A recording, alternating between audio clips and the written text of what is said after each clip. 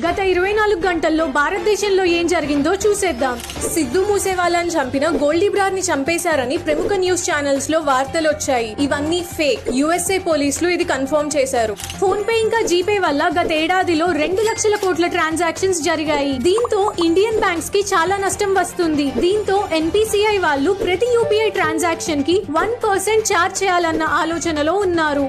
మోదీ మెదక్ జిల్లా సభలో మాట్లాడుతూ తను ప్రాణాలతో ఉన్నంత కాలం మన రాజ్యాంగం కల్పించిన ఎస్సీ, ఎస్టీ ఇంకా దళితుల రిజర్వేషన్స్ లను ముస్లింస్ కి చెందనివ్వను అన్నారు.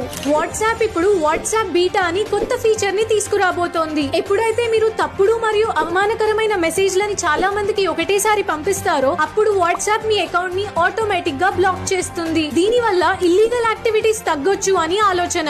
నాగ్పూర్ ఇంకా గోవా ఎయిర్పోర్ట్లకి బాంబ్ థ్రెట్ ఈమెయిల్స్ రాగా 24 ఎయిర్పోర్ట్లు హై అలర్ట్ లో ఉన్నాయి. నిన్న 4 ఢిల్లీ స్కూల్స్ కి బాంబ్ థ్రెట్ ఈమెయిల్స్